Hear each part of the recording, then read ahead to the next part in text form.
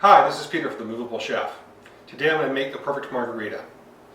That's a bold statement. Margarita has almost become America's national drink, and there are a lot of variations. A lot of people have a different style they like, different tequilas, different way of serving it. But what I can tell you is if you're holding a bottle that says margarita mix on the front, you are doing it wrong. So today we're going to learn how to make a perfect margarita, and it's really as simple as a ratio.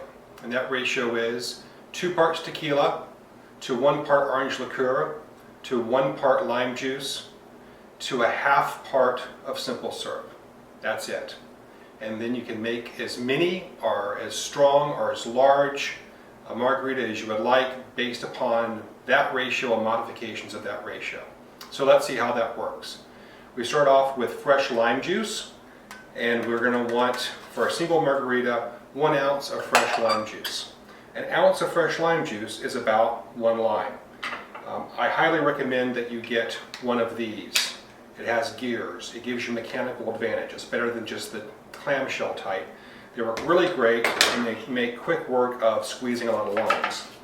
If you're not sure if you're actually getting an ounce of lime juice out of a lime, test it. Take a bowl, squeeze the lime into it. Sometimes they're drier, sometimes they're juicier. Let's just give it a shot and see what we come up with.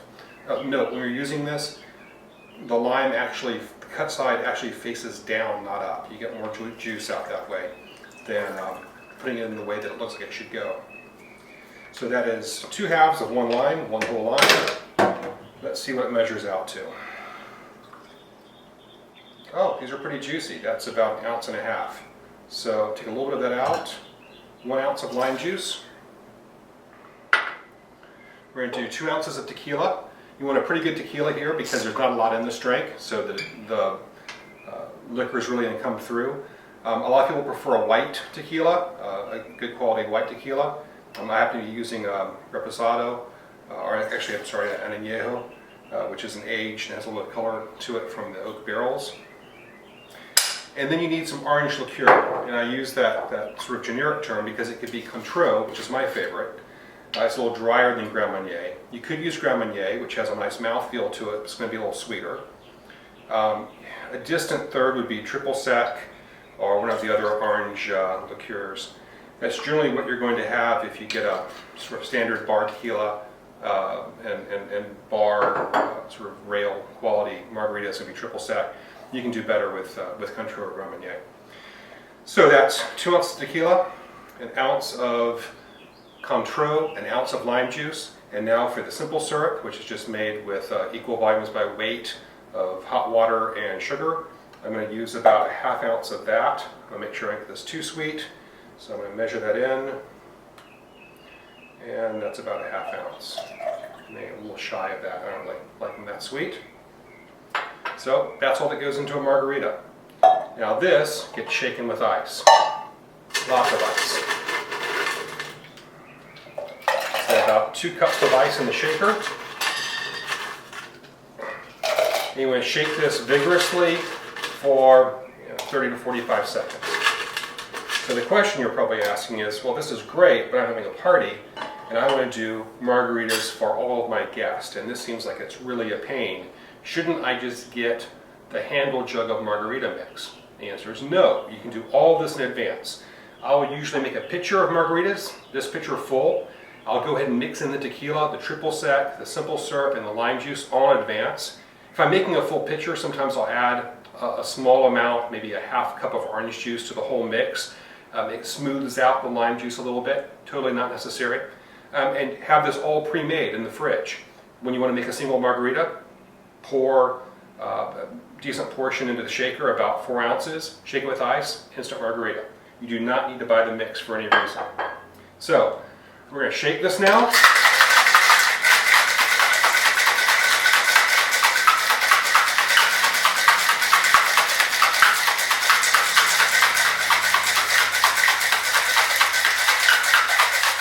Shaking does a couple things: mixes the flavors together, dissolves any of the sugars that are left, chills it, and dilutes it, which is kind of important.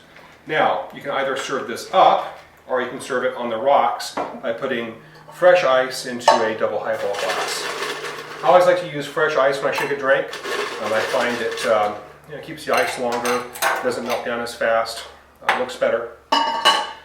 If you want salt, you do not need one of those plastic sponge contraptions. All you need is a saucer, a coffee cup saucer with kosher salt in it. I'll take the cut half of one of those limes I just tossed away earlier. I've already juiced. Just run it around the edge and then invert it into the saucer, and you have a perfectly salted rim. So I want to serve this up. I strain it straight into this glass.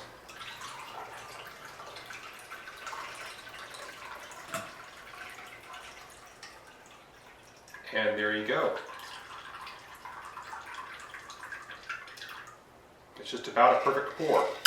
If you chose to garnish this for serving it up like this, I would probably use lime zest. So use a zester and cut a strip off the lime and just float it on top.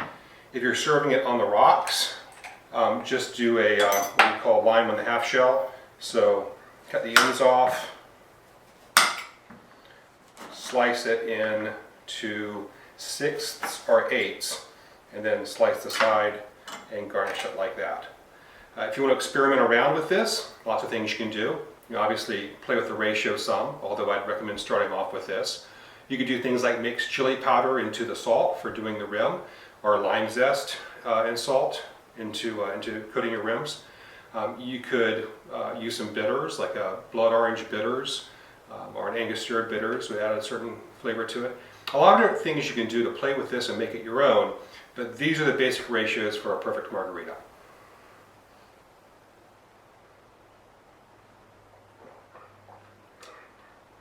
And that is a perfect margarita. Once again, this has been Peter for The Movable Chef. Thank you, and visit us at themovable chef.com.